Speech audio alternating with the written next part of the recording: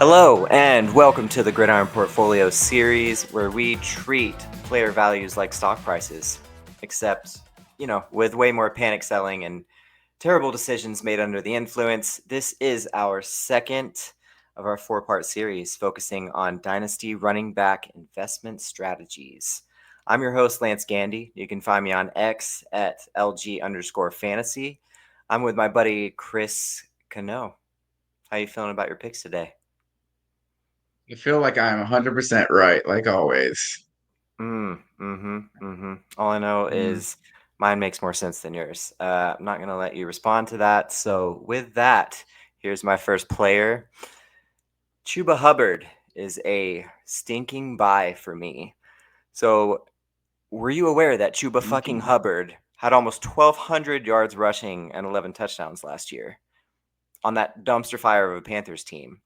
So Fantasy Pros has him at 17th in dynasty rankings right now, but you can get him so much easier than that if you're looking for a second running back and you're ready to compete now. He's that perfect complementary piece to bring you a championship. So Chuba just got the bag last year. He's the 10th highest paid running back in the NFL now.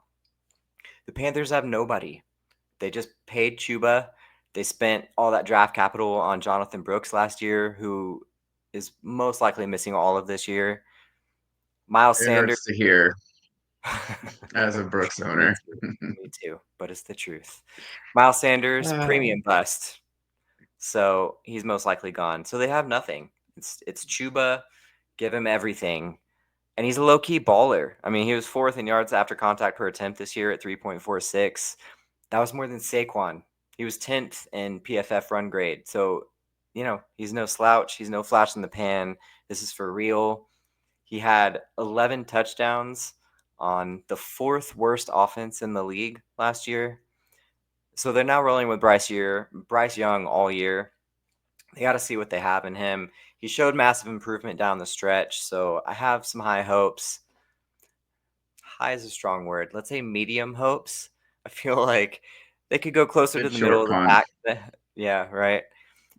It should be, I'm saying, middle of the pack next year in offense. So Chuba could get more touchdown looks, more overall yards. They're better able to sustain drives. And even if, they have the same exact year as last year, fourth worst offense, you'll take that 11 touchdowns, running back 10, every day. I mean, let's look at a few trades on Dynasty Daddy recently. Keon Coleman for Chuba. Like, if you're a contending team, you do that always. So Keon Coleman isn't doing anything next year. So that's easy.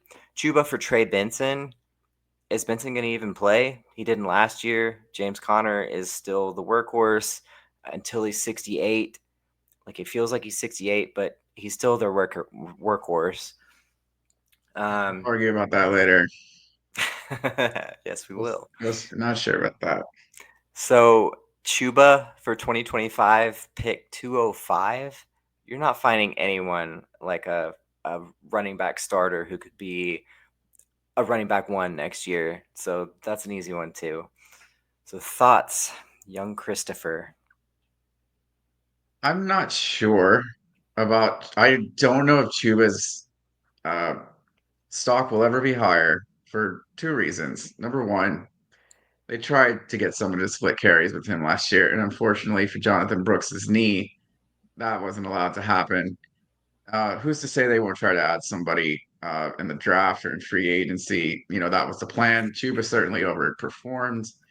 Can he do it again? That's obviously the question. So, maybe his stock is never higher. And then also on top of that, if this Panthers offense gets better, it's not because of Chuba. He's already at 100% efficiency, more or less. It's going to be because the passing game is finally coming alive. So really, if anything, this might be the time to sell high. But you're right. There So might thoughts not on be a lot those. of people willing to sell high for Chuba. I get that. Thoughts on those. Yes, it could be because of the passing game, but he caught 40, I want to say 43 passes last year. He's no slouch in the passing game, so that could work in his favor. And then also, I mean, if this is the highest his ceiling gets, you know? It's such a cheap ceiling. I mean, pick 205 in this year's draft. That's not much. And at worst, he's going to be a running back too. I feel like even if he's a dud, you're not giving up a lot. I feel like he won't be a dud. But let's go on to your next player. Who do you have as a hold? I decided to go with two 30-year-old backs because at 30 years old in the NFL, you're like you said, you're probably 60. But my 30-year-old that I'm holding is Alvin Kamara from the New Orleans Saints. I think the Saints are going with a line pick in this draft, offensive line, defensive line. They're going to take the best player available. But either way, both the offensive line is going to be addressed this offseason, as well as wide receiver and tight end. So things are getting better around Kamara. I and not only that, I don't think he has a lot of competition. Kendre Miller, it's his second year, but he really didn't pop off the screen, in my opinion, last year. 3.8 yards a carry, 148 yards, a touchdown. Kamara started 14 games. He was the bellwether there. But really, for Kamara, it's the same reason why you've held onto him this long if you do have him.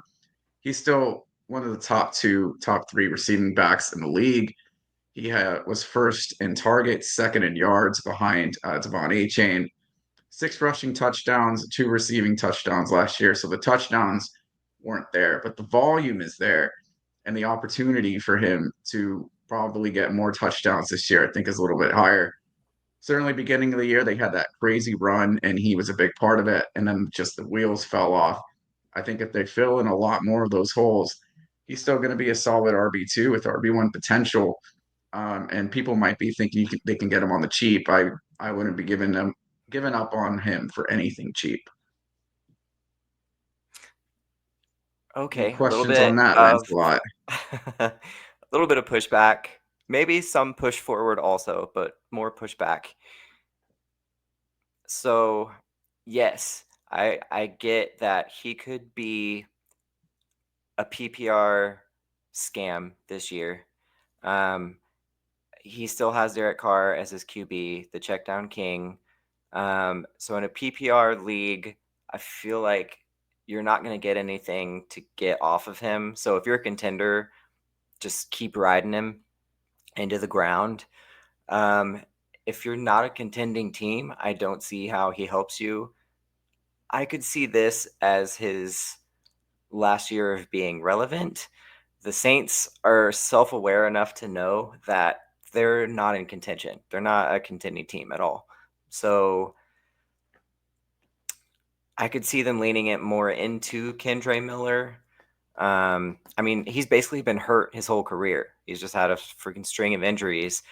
They don't have Dennis Allen anymore, who famously just despised Kendre Miller for some reason. Um, so I feel like they could ride him more. So I don't think running back one is in his range of outcomes this year. I feel like Kendre will eat into it, but if you're a contending team, I could see a hold. Really not sure on Kendre. I think there's, in a normal league, you have 12 teams, 24 running backs are the guys that are starting. I think he's RB2. And really, depending on how much they add, really, this draft is a big deal for them because they do not have a lot of cap space.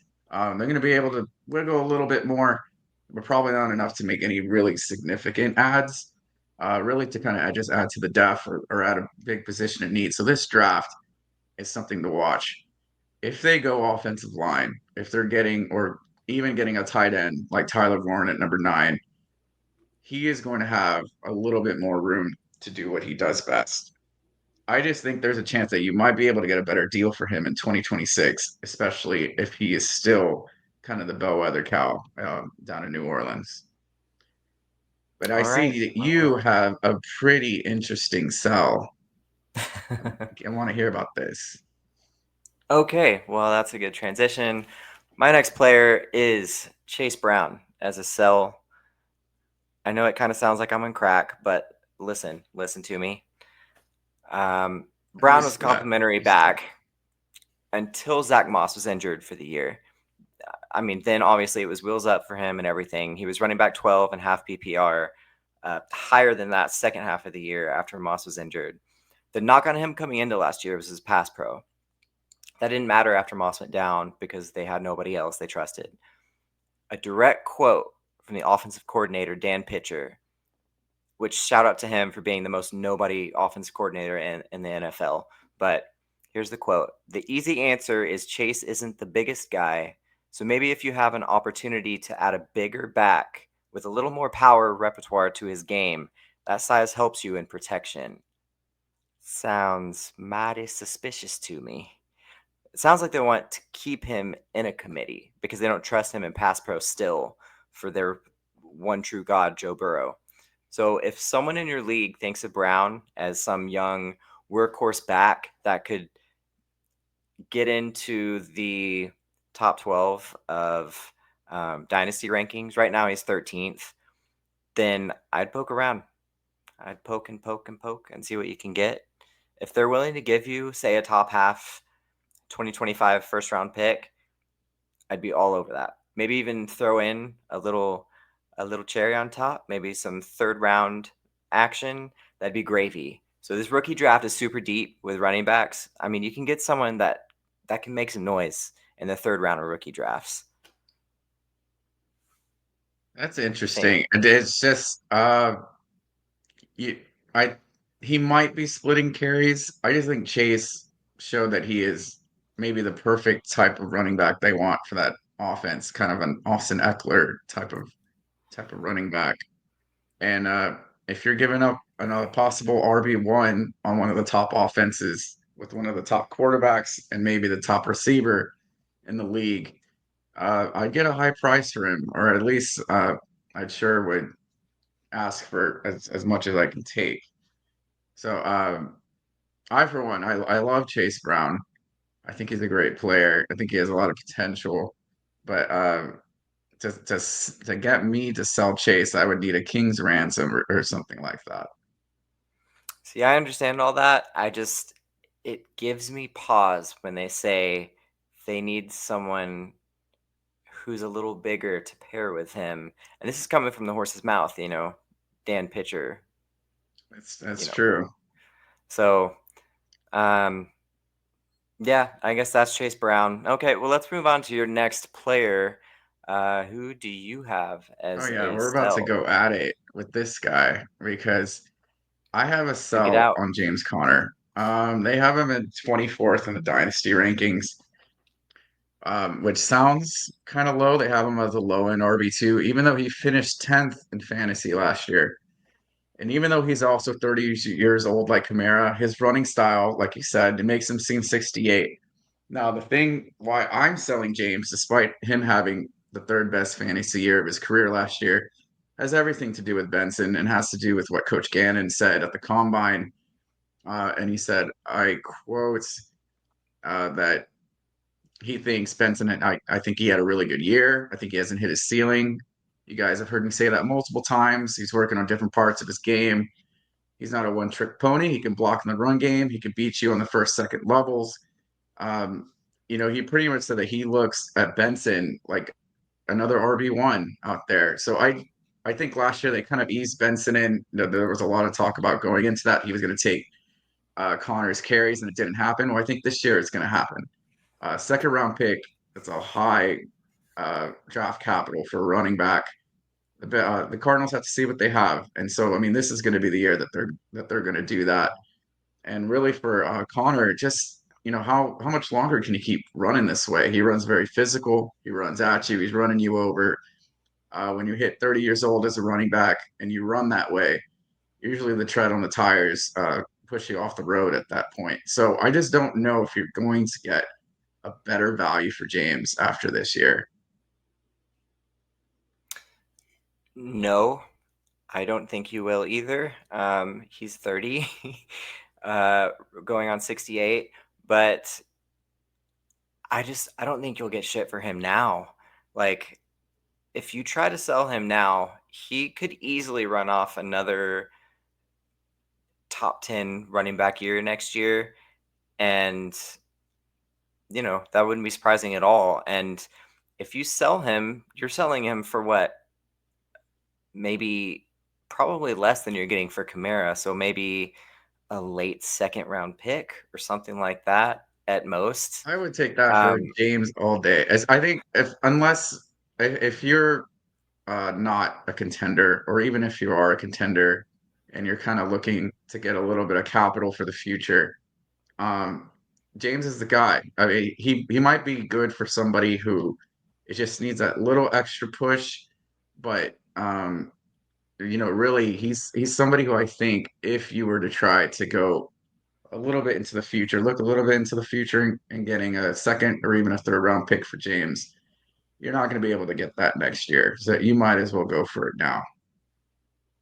yeah, I think it's team specific. I think if you're a contending team, he may make sense just to throw a third if you don't much care because, you know, maybe they'll do it. Or maybe if you're very good, you're going to have a late second round pick.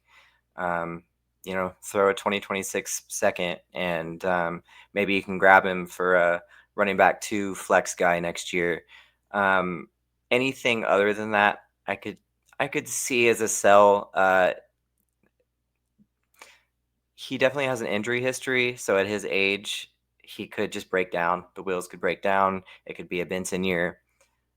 So I'm not going to push Especially with back the, I too just hard. think the way he runs, and on that team, they have their biggest problem was the passing game and Kyler Murray.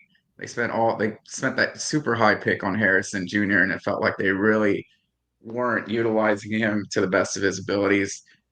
They That's because they weren't. if you just have a feeling like the passing game is going to be going up this year, and Connor, if that's going to a split carry situation, second or third round pick is going to look like a gold mine if you're able to get that for him right now.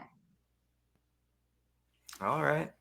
Fair enough. That is a wrap for this one, guys. If you got something out of it, hit like, subscribe. Let me know in the comments what moves you're making this offseason. Check out patreon.com/the undroppables. You can join the Discord, hit up any one of our fine analysts with your questions. And hey, if your league mates are slacking, take advantage. Dynasty does not wait for anybody. See you in the next one.